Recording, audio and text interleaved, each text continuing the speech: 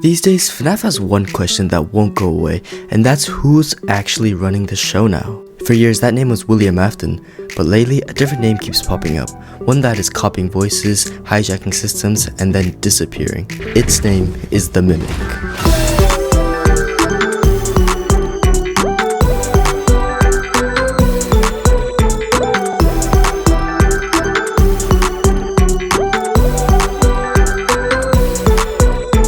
We've seen the pieces across the newer games, ever since Steel Wolf's first game of Help 1 and 1, all the way to their most recent game literally titled Secret of the Mimic. It's everywhere and nowhere at the same time. It's not a ghost, but a thing that learns you and then uses you. So, did the Mimic replace Afton, or is it just another mask in the mess he left behind? Today I'm sticking to what's on screen and what you might have missed, all to answer one question: is the Mimic FNAF's main villain now? For most of FNAF, the main character wasn't a mystery. It was William Afton. He was the guy behind the murders, the Springlock suit, the restaurants, everything. He survives a spring trap, then shows back up again and gets dragged to the finish line in Pizzeria Simulator due to Henry's fire, which was the closest thing this series had to an ending. And in UCN, it's implied that Afton's stuck in a personal hell, punished by the things he made and the people he killed.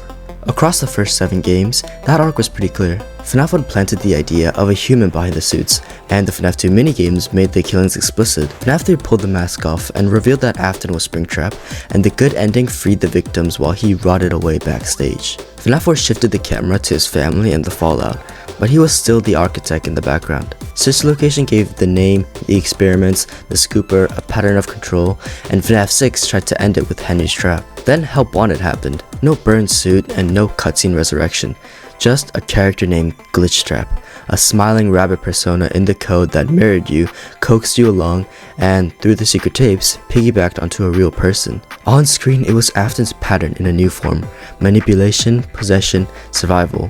Whether that was literally him or someone wearing his shape was the part we would test later. That's where William Afton stood when the Mimic talk started.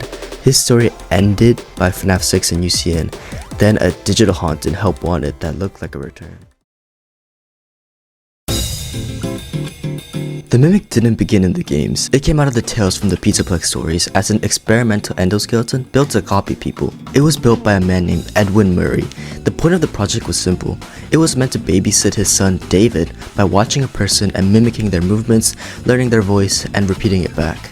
At first, the thing copied harmless routines and babysat David for a while. However, that didn't last long, as David was shortly killed after, and that sent Edwin into a spiral. What didn't help was that the Mimic kept copying David even after his death. This made Edwin furious, and he decided to beat up the Mimic with rage. However, the Mimic didn't get destroyed. Instead, it mimicked Edwin's actions. The Mimic, copying the violence, ended up killing Edwin in the process. The books describe a white skeletal frame with long segmented limbs and wire-like strands that hang from the head and spine. It reads as bare machinery instead of a mascot suit.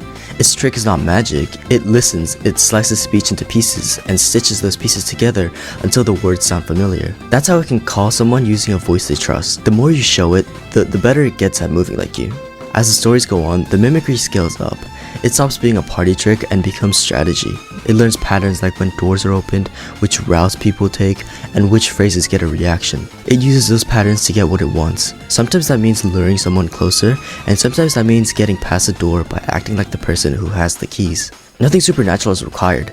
It's repetition and reward. That's also why people in the stories try to shut it away. Once it crosses the line from helper to hazard, it gets caged and left out of reach. However, some people found it and they didn't end well. This is the version of the Mimic the books present. A white endo that copies voices and movements, and that improves with exposure, and that only stays harmless when you keep it contained. It's a machine that turns whatever you give it into behavior, whether that's good or bad. That profile is why the name stuck when players saw a similar shape, similar voice tricks, and a clear need for containment on the game side.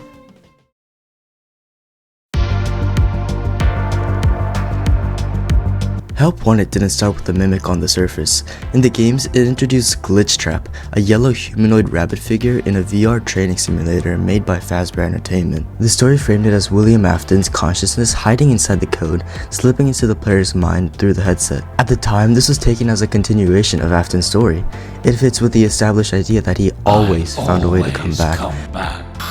whether through animatronic suits or now digital remains. But later lore from the Tales from the Pizzaplex books and what Help Wanted 2 reveals has made the connection to the Mimic much harder to ignore. The first Help Wanted sets up the perfect scenario for the Mimic to exist in game. Fazbear Entertainment reuses old circuit boards and system code to build their VR title, unknowingly pulling in a contaminated AI. This isn't haunting, it is exactly how the Mimic operates.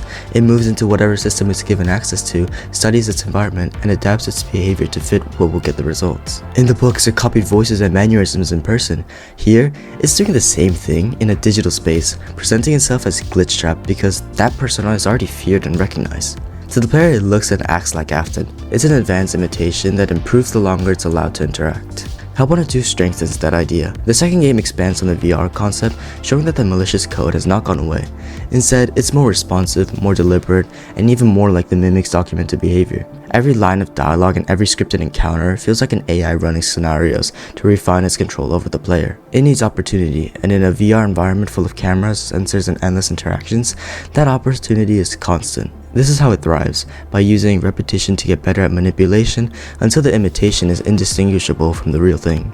Both games also shift the threat from physical to systematic, which fits the Mimic's strength perfectly. This isn't a single animatronic chasing you through hallways, it's a learning program spread across every corner of Fazbear tech, capable of showing anywhere it has a connection to. This makes Help Wanted and Help Wanted 2 critical to understanding the Mimic's place in the series. They mark the point where the villain is no longer tied to a single physical body.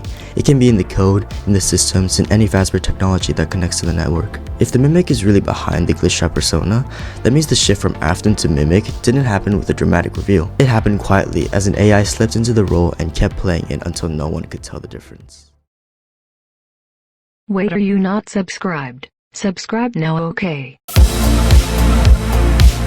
When Security Breach launched, it was a huge shift for the series. Instead of a small office survival game, it was an open world experience set in a massive neon mall, complete with boss fights, chase sequences, and free exploration. For a lot of fans, this was exciting, but also controversial. Some felt that the bigger scale of the game came at the cost of the claustrophobic horror that made FNAF work in the first place. Not only that, the teasers and trailers promised a game that was completely different, and I have a whole video talking about that, so if you want to learn more about that, go check it out. But 2 years later, the fans got the game that they always wanted, in Ruin.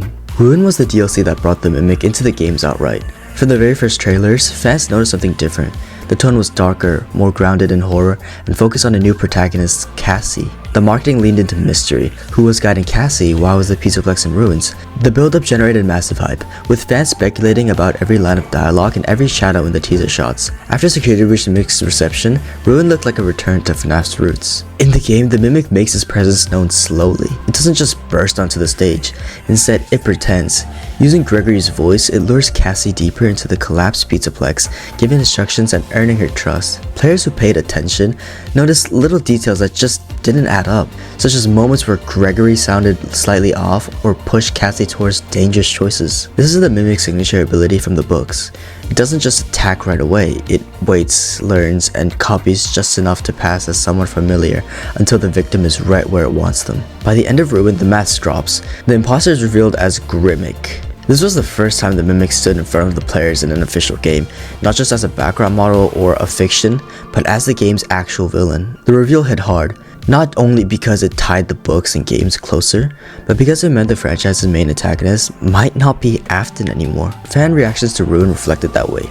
The DLC was praised for being scarier, more atmospheric, and more story-driven than Security Breach. The Mimic reveal divided some fans at first, but many saw it as a bold move that gave FNAF a new direction. The trailers and build-up had delivered. For the first time since Help Wanted, the series felt unpredictable again. Ruin's important because it confirmed what Security Breach only hinted at. The Mimic isn't background detail, it's canon, it's in the game universe now, and its tricks aren't just in the books or theories, they are actual mechanics driving the story forward, and this was just the beginning.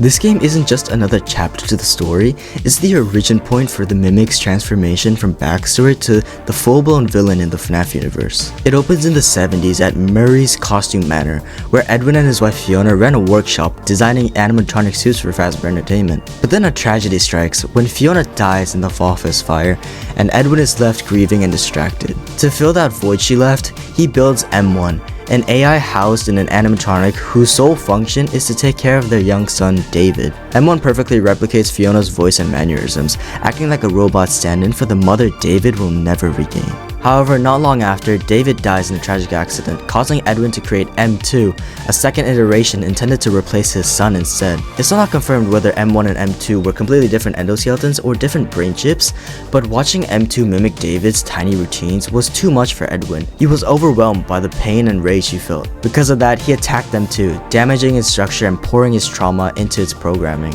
In that moment, M2 stops just copying and instead starts mimicking Edwin's fury. It becomes violent, unhinged, and undeniably dangerous, just like the books. However, instead, M1 steps into a new role.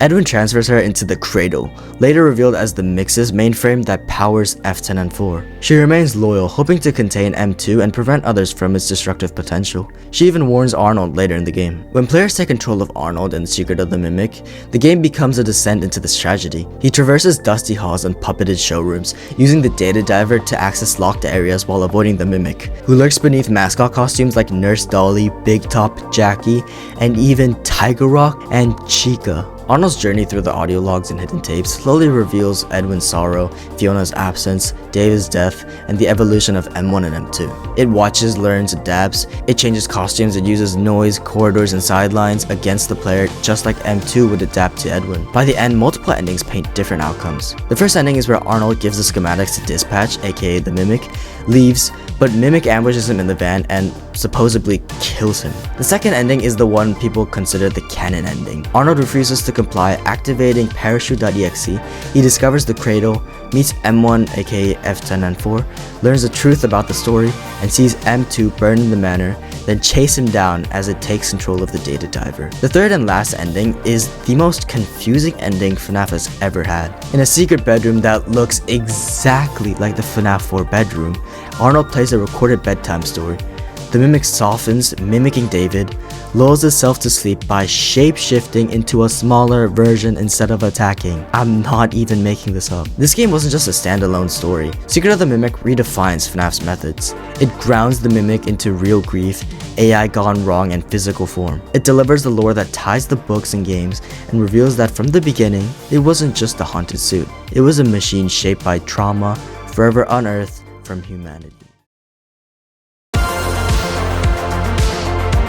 When people try to argue that the Mimic isn't the main villain of FNAF, they usually point out to other characters who already fit the role. To understand why the Mimic matters, it's worth looking at those contenders and seeing how they compare. The first and most popular is William Afton. Now, Afton's been the franchise's core villain from the beginning.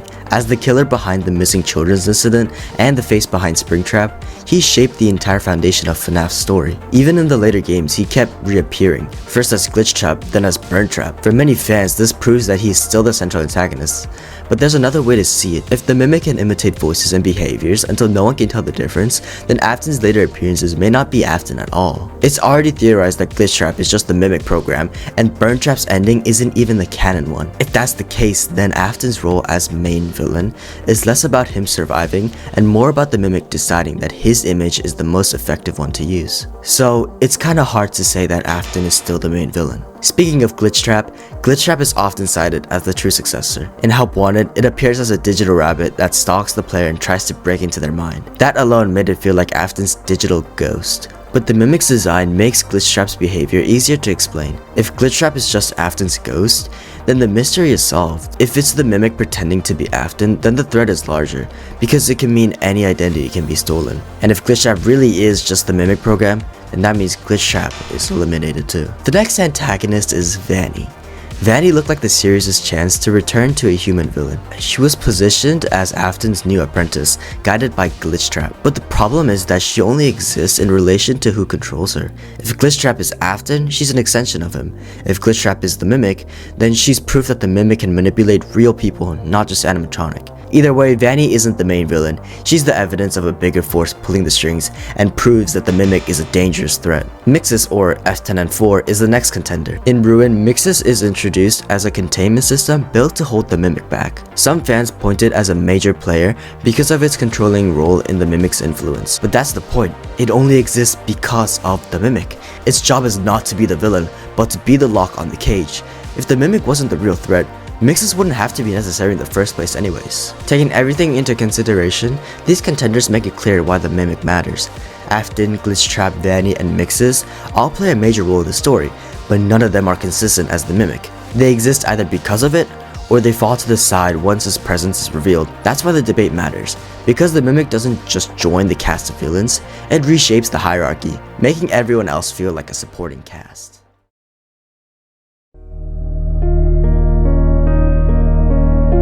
So, with everything being said, is the Mimic the main villain of FNAF now? Yes and no. The answer really depends on how you look at the series. If you see FNAF as permanently tied to Afton, then no one can really replace him, and I don't blame you. He was the human face of the franchise, the killer that started everything. His presence still lingers in Glitchtrap, in Trap, and in the stories that keep circling back to him. But when you look at the newer generation of games, the shift is clear. Ruin, Secret of the Mimic, and Help Wanted 2 all put the Mimic at the center of their stories. The voice tricks, the costumes, the manipulation, those are its moves. Afton isn't driving the story forward anymore, the Mimic is.